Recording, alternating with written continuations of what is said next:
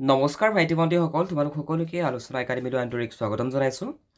দশম শ্ৰেণীৰ ইংৰাজী পাঠ্যপুথিৰ পৰা যিমানকেইটা পাঠ পৰীক্ষাত আহিব, সেই পাঠবিলাকৰ যিসমূহ কনচেপচুৱেল MCQ তোমালোকৰ বাবে মনত ৰখাটো অতিকৈ আৱশ্যক, কিয়নো তোমালোকে যদি আজিকালি কুৱেশ্যন পেপাৰবিলাক মন কৰা তেনেহ'লে দেখিবা যে কি 80% তোমালোকৰ কনচেপচুৱেল MCQ আহে। অলৰাইট, আজিৰ এইটো ক্লাছত লেটাৰ টু গড 1 নম্বৰ যিটো চেপ্টাৰ, এই চেপ্টাৰটোৰ যিখিনি কনচেপচুৱেল MCQ তোমালোকক দেখুওৱা হ'ব আৰু কেনে ধৰণৰ প্ৰশ্ন তোমালোকৰ পৰীক্ষাত আহিব সেইটো কথা তোমালোকে একচুৱেলি আজিৰ এইটো ক্লাছত বুজিবলৈ সক্ষম হ'বা। গতিকে ক্লাছটো সম্পূৰ্ণ শেষৰলৈ মনোযোগ সহকাৰে চাই থাকিবা। Alright, a letter to god 1 number প্ৰশ্নটো হৈছে দ্য ৱৰ্ড এমিয়েবল মিনছ।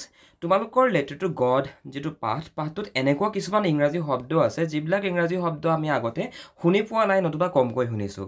উদাহৰণস্বৰূপে এমিয়েবল। এতিয়া পৰীক্ষাত এনেধৰণকে প্ৰশ্ন দিব পাৰে যে কি সেই ৱৰ্ডটোৰ মিনিংটো কি। ফৰ এক্সাম্পল, ইয়াত দিয়া গৈছে amiable. The word amiable means, যে ইয়াত যিটো এমিয়েবল নামৰ ৱৰ্ড যিটো শব্দ, ইয়াৰ অৰ্থ, ইয়াৰ মিনিংটো কি? উত্তৰত আমি লিখিম ফ্ৰেণ্ডলি। অলৰাইট, আৰু এনেধৰণৰে যে আহিব সেইটো কথা নহয়, পৰীক্ষাত তোমালোকৰ ইয়াত বিভিন্ন ধৰণৰ শব্দ ইয়াত ভৰাই দিব পাৰে এমিয়েবলৰ ঠাইত। গতিকে যিমান পাৰা সিমান পাঠৰ যিবিলাক ইম্পৰ্টেণ্ট কনচেপ্টবোৰ মনত ৰাখিবা, তেতিয়াহে তোমালোকৰ পৰীক্ষাত এনেধৰণৰ MCQ কৰাত সহজ হ'ব।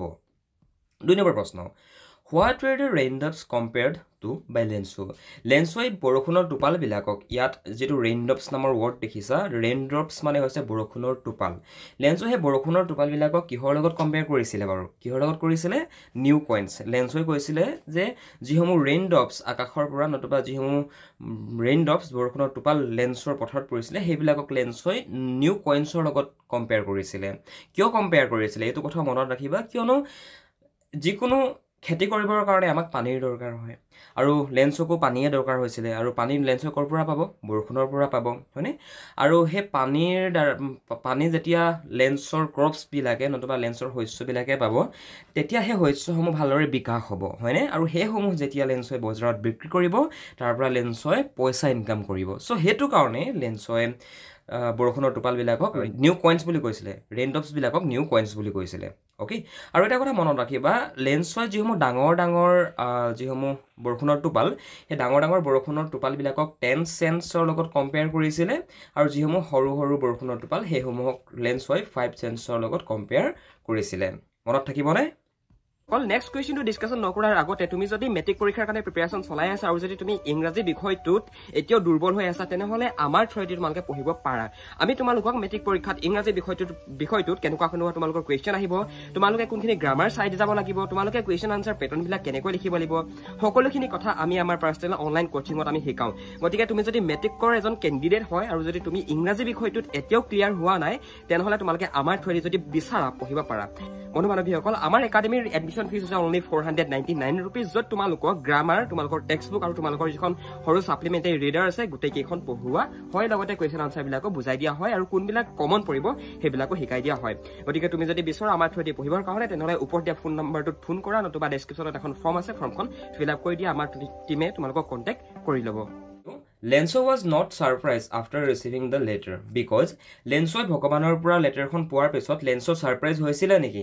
হৈছিলে নে নাই হোৱা? ইয়াৰ উত্তৰ হৈছে ন', লেঞ্চো ছাৰপ্ৰাইজ হোৱা নাছিলে। কিয় ছাৰপ্ৰাইজ হোৱা নাছিলে? কিয়নো he already expected a reply from God. লেঞ্চই অলৰেডি এইটো বিশ্বাস কৰিছিলে যে কি ভগৱানে লেঞ্চক সহায় কৰিবই। গতিকে লেঞ্চই ভগৱানৰ পৰা ৰিপ্লাই হিচাপে লেটাৰখন পোৱাৰ পিছতো লেঞ্চো ছাৰপ্ৰাইজ হোৱা নাছিলে। বুজি পাইছা? একেবাৰে চিম্পল কনচেপ্ট হয়। আৰু এটা কথা তোমালোকে মনত ৰাখিব লাগিব যে চোৱা, লেঞ্চই ডিমাণ্ড কৰিছিলে কিমান? 100, কিন্তু লেঞ্চই পালে কিমান? 70। গতিকে এইটো এটা ৰিজন হয়। তোমালোকৰ যদি অপশ্যন কেইটাত এই ৰিজনটো আহি যায় যে কি কিয় লেঞ্চই 100 পিছত ডিমাণ্ড কৰিছিলে কিন্তু লেঞ্চই পালে 70, তো এইটো কাৰণেও লেঞ্চো ছাৰপ্ৰাইজ হোৱা নাছিলে। লেঞ্চৰ আনকি খংহে উঠিছিলে লেঞ্চৰ, হয়নে নহয়? গতিকে এইটো কথা মনত ৰাখিবা কি এনেকুৱা ধৰণৰ MCQত অপশ্যনছ কি দিছে সেইটো মনত ৰাখিবা, তেতিয়া তোমালোকে কৰিব পাৰিবা।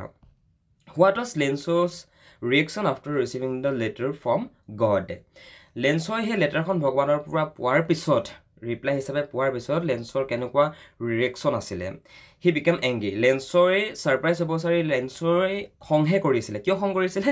কিয়নো লেঞ্চই ডিমাণ্ড কৰিছিলে 100, কিন্তু 100ৰ ঠাইত লেন্সৱে পালে 70 বাকি যে এই 30 প্ৰিচছ লেন্সৱে নাপালে সেইটো বাবে লেন্সৱে খং কৰিছিলে আৰু ভাবিছিলে যে কি এই 30 প্ৰিচছ সেই পোষ্ট অফিচত কাম কৰা যিসকল এমপ্লয়িজ যিসকল কৰ্মচাৰী সেই কৰ্মচাৰীসকলে লৈ ল'লে চুৰ কৰিলে তো এনেদৰে লেন্সৱে ভাবিছিলে মনত থাকিবনে বাৰু What did Lenso do for most of the morning?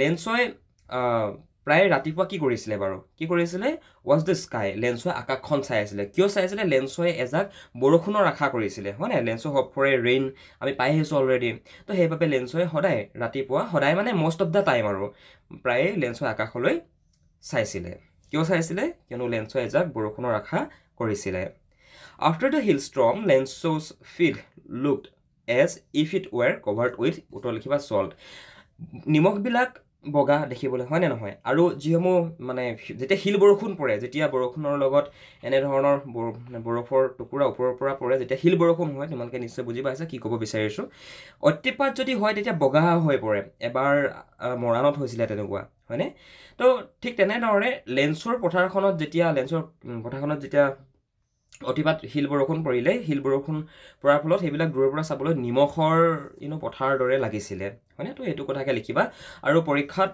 যদি এই প্ৰশ্নটো আহে তেনেহ'লে সল্ট এইটোৱে লিখিবা SALT সল্ট মানে হৈছে নিমখ ওকে কিয়নো তোমালোকৰ কিতাপখনত এইটো অপশ্যনহে দিছে মানে এই বুলি উল্লেখ আছে গতিকে এইটোৱে লিখিব লাগিব next question after the storm লেন্সছ heart was filled with উত্তৰ লিখিবা ছেডনেছ যেতিয়া হিলষ্টৰ্ম জাক গ'ল যেতিয়া বতাহ ধুমুহা আহি শিলাবৃষ্টি জাক গ'ল তাৰপিছত লেন্সৰ হৃদয়খন অতি দুখেৰে ভৰি পৰিছিলে কিয় দুখেৰে পৰিছিলে কিয়নো লেন্সো আছিল এজন খেতিয়ক আৰু এজন খেতিয়কে খেতি বাতি কৰিয়েতো নিজৰ পৰিয়ালটো পোহপাল দিয়ে এতিয়া বৰষুণৰে নতুবা সেই হিল বৰষুণে যেতিয়া লেন্সৰ শস্যখিনি ধ্বংস কৰি পেলাই ডিষ্ট্ৰয় কৰে তেতিয়া লেন্সৱেটো সেই গোটেই বস্তুটো ভোকেৰে কটাব লাগিব লেন্সৱে পৰিয়ালটো কেনেকৈ পোহপাল দিব তো এইবিলাক কথা ভাবি লেন্সৱে মানে খুবেই দুখ কৰিছিলে How much money did the postmaster manage to send to Lenso?